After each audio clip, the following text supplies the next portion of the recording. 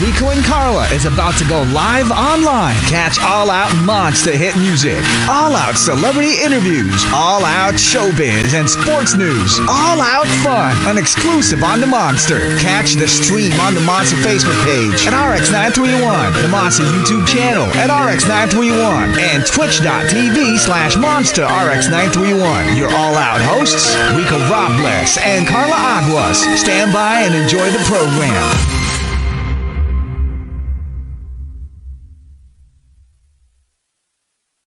Explosive. Friday. It's so explosive, Dun, Karla. dun, dun, I dun. mean, it feels so prime time. So, hey, you're doing that. Okay, ladies and gentlemen, this is not a first on the show. We've had beauty queens on the show. You Yep. know what I mean? And this is actually the third one. And this is the first beauty queen turned actress. Ooh. Yes, and she does have a movie, Sarap Mong Patayin, ladies and gentlemen. First time on the show. Give it up for Ariella Arida. Hello, good evening, Rico and Karla. Hi, Hi. Ara. Thanks for joining us. Before anything else, you're back na, right? You're here na. Kamusta Yeah, naman just jet lag? yesterday. Okay ka naman? Yesterday, nagka-quarantine ako ngayon. And how are you? How have you been? All good. Actually, was having a blast na finally nakapag-tour again. Kahit Mhm. mahirap and Mm-mm. daming requirements. But yeah, finally I'm back. Timing for the promo, for the movie. Yay! Yeah, so, I almost same feeling that when you arrived in the US where you were at, naka-mask ka, naka-face shield ka ba? Naka-face Hindi shield? na. Actually, Ah. last night, kasi I had a layover in Tokyo, so hindi din kailangan ng face shield. And then, finally, when I'm arriving in Iya, sabi ko, oh, welcome to the land of face shield. Buti na lang may dala akong extra kasi yung una kong dinala, which is nung pang departure ko from the Philippines, nasira na siya. Yung plastic. So, buti meron akong extra. Kasi kung hindi, baka hindi pa ako mapapasok dito. Sa Oh, Pinas. diba? Ara, for those that Yeah. don't know, if you can just share with us really quickly, why were you in the States and for how long were you there? Sana all. Ano lang, visiting. Wow. Wow, visiting! Yeah, Ano lang, for... no? Pero this was like planned na matagal na na-cancel because of the scheduling nga. At tapos ang hirap mag-travel because of the pandemic. And then I saw friends na they're all in the US. Tapos I asked them, wala palang quarantine going there. So tinuloy ko na din. Ay, sana all. Nice, Sana nice, all. nice. Now, in time for the promo for the movie, y'all know Sarap Mong Patayin. We had Lassie last week Yeah. on the show. Hilarious! Oh my goodness, the Kamusta? energy Wait level, lang. pati yung background, ang ganda-ganda. But, this is of course your second film. Now, it is rare when we see a beauty queen that would go full-on acting. Di ba? Totoo. Usually, they would host a TV show or whatnot. Mm. So for you, was this really a decision that you wanted? I want to be a dramatic actress, or what kind of actress, if ever, you wanted to be known for? Actually, hindi naman not part of my plan. Nagkataon lang din. Siguro, beauty pageant talaga opens a lot of opportunities. Actually, it's very late nga kasi I won like, ang tagal na. Di ba? And normally, yung mga bagong nananalo, they got talaga the opportunities right after winning. So mine took time.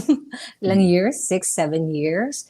So yon, actually not part of the plan lang. Nagkataon, parang sayang all the opportunities coming in right now. And then, sayang lang din the opportunity, especially now that it's pandemic, para I can say no to projects.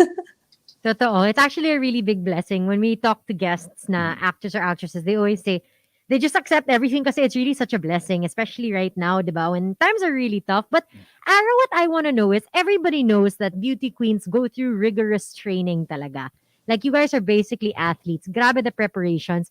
What are the similarities that you've seen in training to become a beauty queen and learning to become an actress? Like, are there some similarities na parang you took from your pageant days into acting? Yes, a lot, especially during my start, especially kasi during the pageant, zero experience din ako. I've never been into the glamorous life. Very opposite world of what I'm used to. So with the pageant, talaga I have to train from scratch, like walking with the heels, during doing my makeup. And the same thing, siguro that kind of talagang training and journey that I went through, it helps me also sa acting part. Especially, wala rin talaga akong kaalam-alam sa acting. Ang awkward Aw. ko pa. So, I guess nakatulong, like during the pageant, I know kapag awkward ako. I know kapag hindi ako confident sa ginagawa ko. And na-apply ko siya sa acting, especially during my first series, na alam ko I'm super awkward, di ako confident sa ginagawa ko. At feeling ko hindi tama yung ginagawa ko. So yung that kind of process, ayun yung na-adapt ko from the pageantry. Galing. Okay. And with it, did you have to take up workshops, and how did you somehow improve, especially sa pageant? You know, you competed, represented the Philippines in Miss Universe. I mean, you know, how did you somehow develop that confidence? Yung experience talaga yung nakatulong sa akin, especially with my public speaking. And hindi talaga ako, ewan ko, kasi coming from the province, I'm not really that exposed much sa mga events, especially in front of the TV. I would say na kahit I would do trainings on my own and even with my mentors, iba talaga yung nagagawa nung experience sa confidence na nabibigay sa'yo, especially on stage and talking to the people. And same thing din sa acting.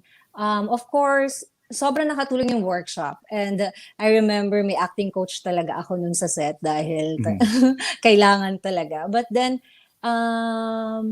even that, kailangan din talaga ng experience and with the different roles na napoportray ko. So, nakatulong sa akin like the second series that I made, yung The Killer Bride.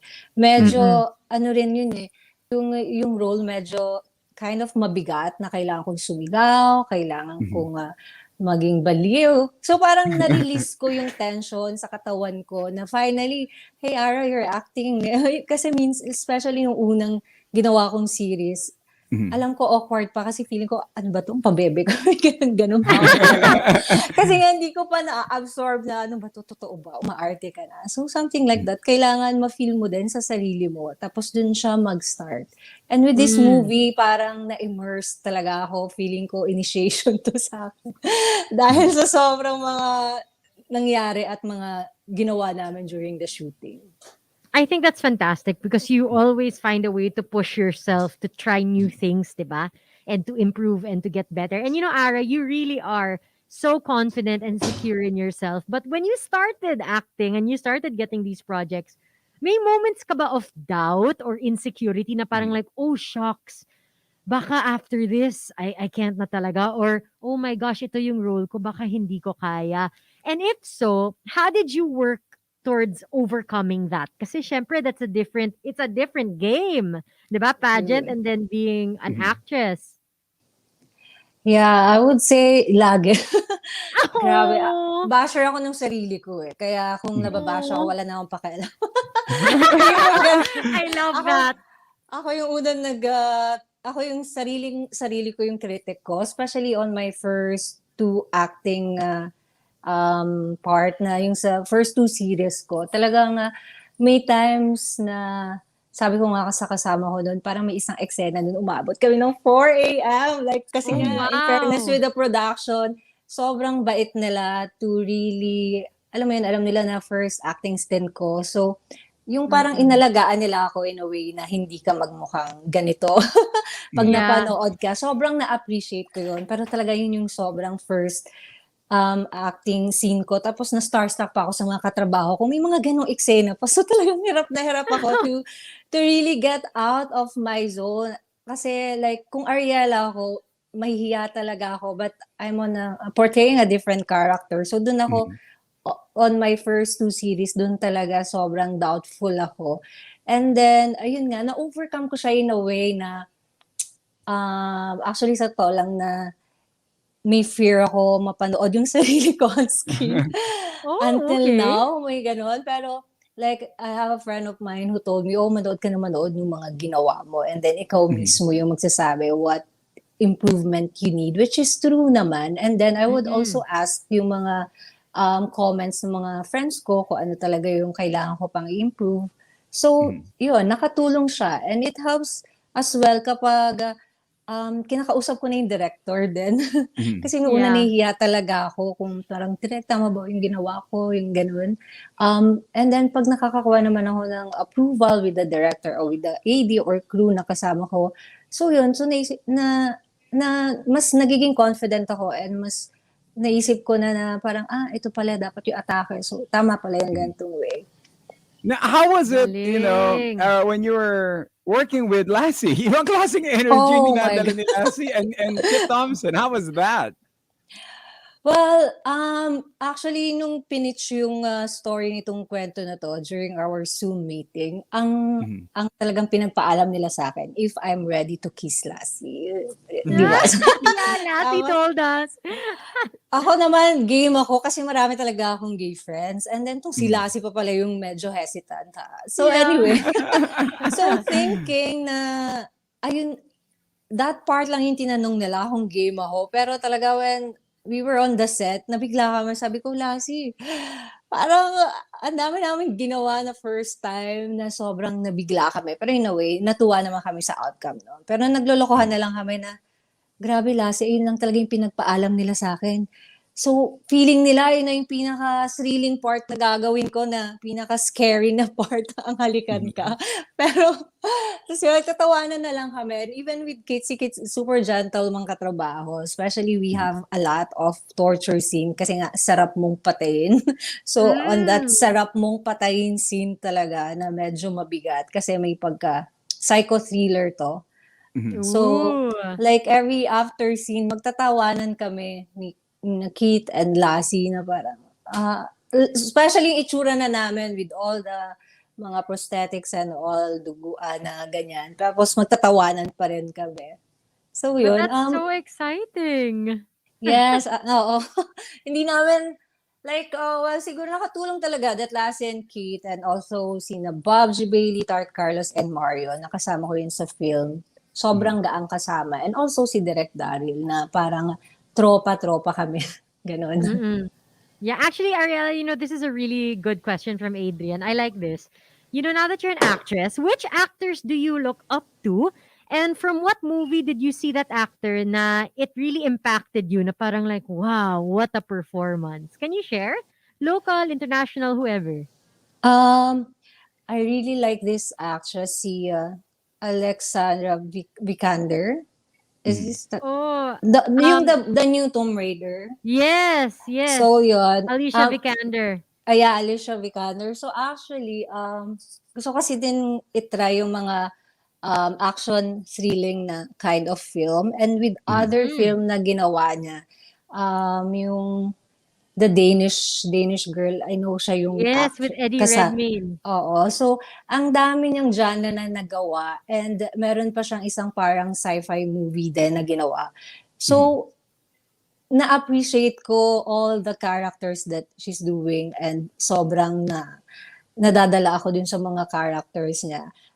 Parang nag-start sa The Danish Girl tapos nag-search na ako ng other film niya and then ayun, finalo ko na siya. So we could so see you do like the Tomb Raider with the I was background gonna and say, everything. Ara, you gotta do something Tomb Raider-esque in the future kasi sobrang bagay sa'yo. Yeah, You're so fit and pa. recently kaka-watch ko lang ng Black Widow and Kate. So parang puro woman empowerment, strong woman, something like wait, that. Rico, we have another question. Can I ask it? Go for it. Nito, from Karla.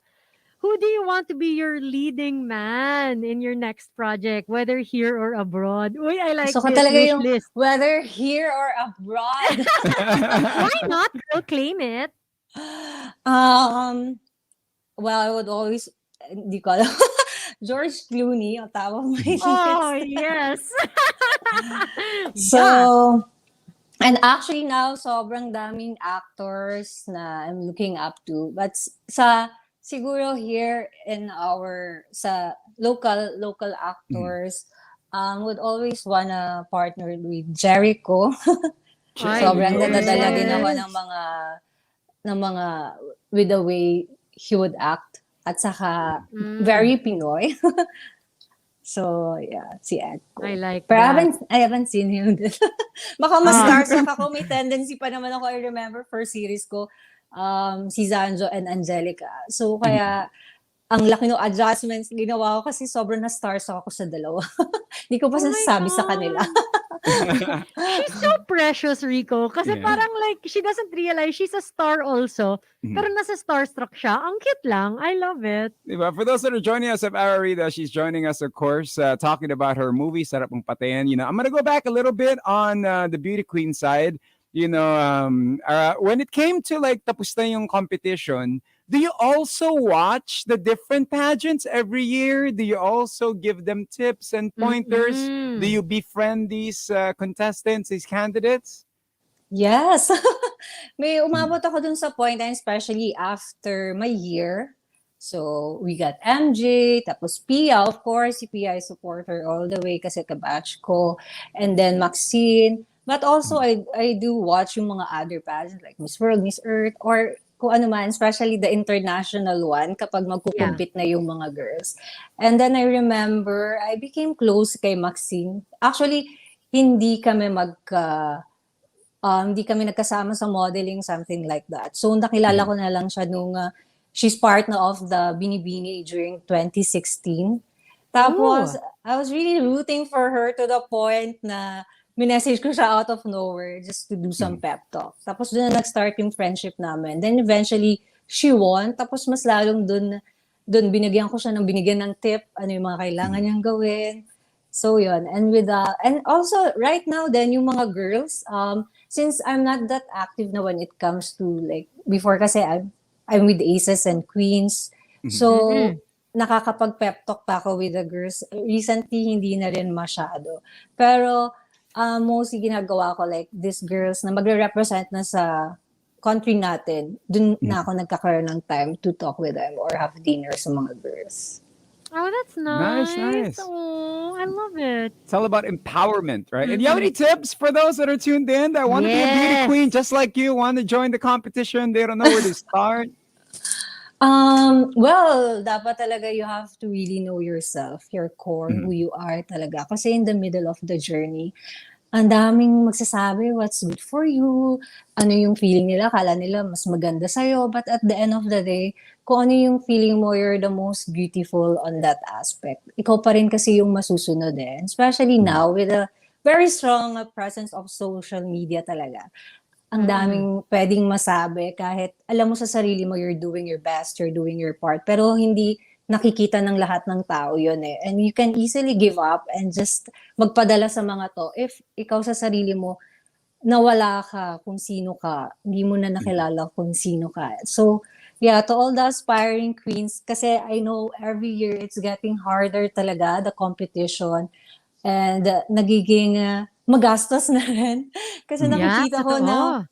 all these girls have their own photo shoots. They have their own glam team. For sure, it's not all X-Deal or it's not all free. You really have to save for that. Mhm. So, talagang paghandaan niya mentally, physically, or in all aspect. Kasi ang hirap na nung laban right now. But yeah, sorry, like at the end of the day naman talaga yung nananalo talaga, whoever shines on that night. Like the Mhm. recently winner that we have, si Bea, diba? Actually, Mm-mm. I'm really happy whenever there's someone na parang biglang on that night nagsashine. Kasi Mhm.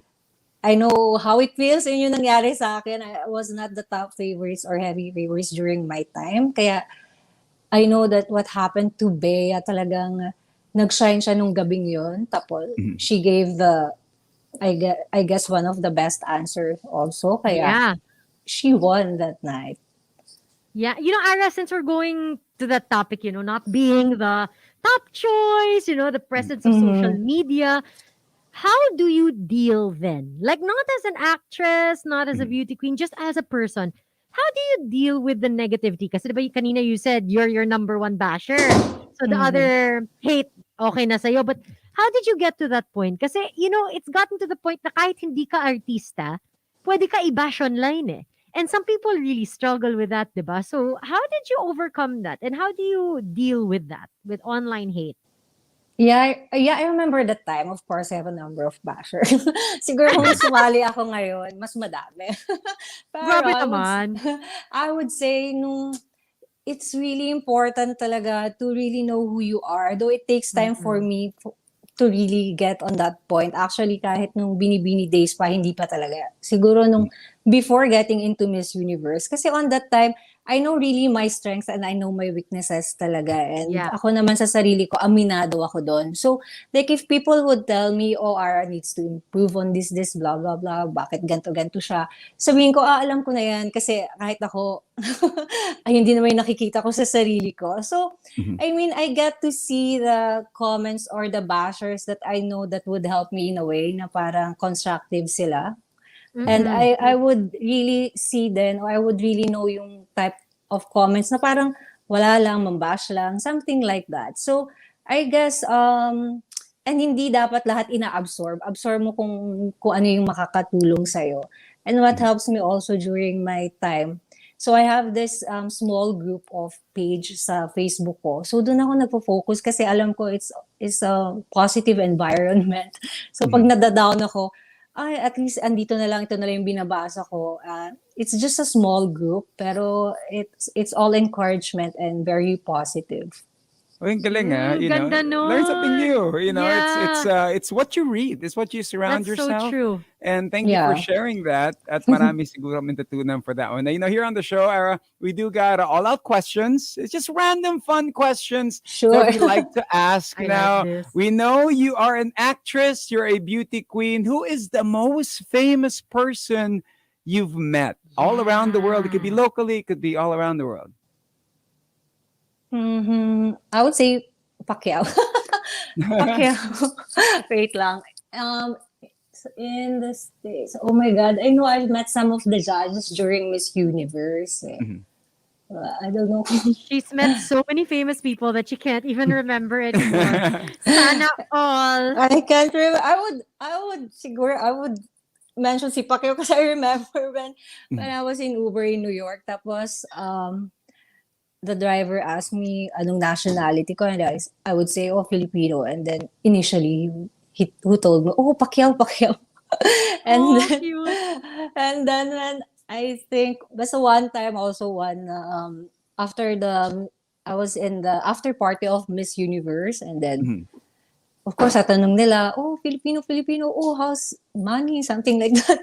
Mhm. Parang they would always associate money whenever they would hear Filipino. So, with Yeah. the international one, yeah, siguro hindi ko matandaan kung sino, but all these judges nung time ni MJ, pero mostly Latino community. I forgot the name, but Okay I lang know yan, girl. he's so famous in Miami. So Pitbull? nakipicture na rin ako.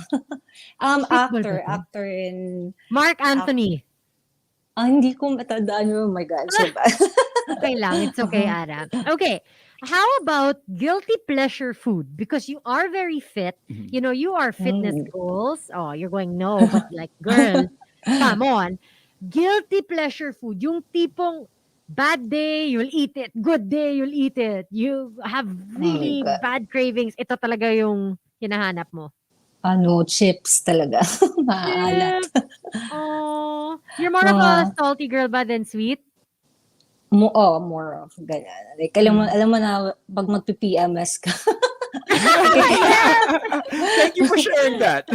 Love it. More Well, you know, salty food. And also, kunyari, ikaw, nag-join ka ng beauty contest ulit at nadapa ka.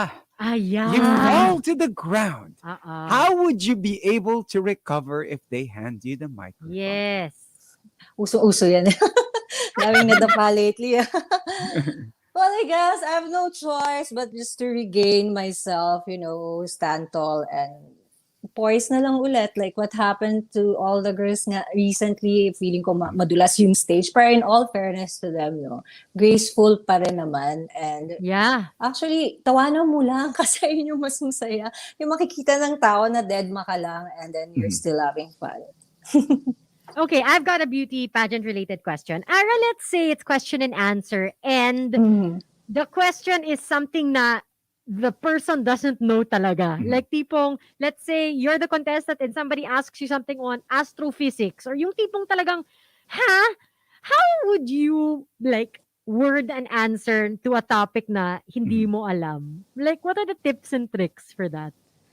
Oh, I mostly would go sa siguro like I would tell some general info, mga stock knowledge. Mm. That Mhm.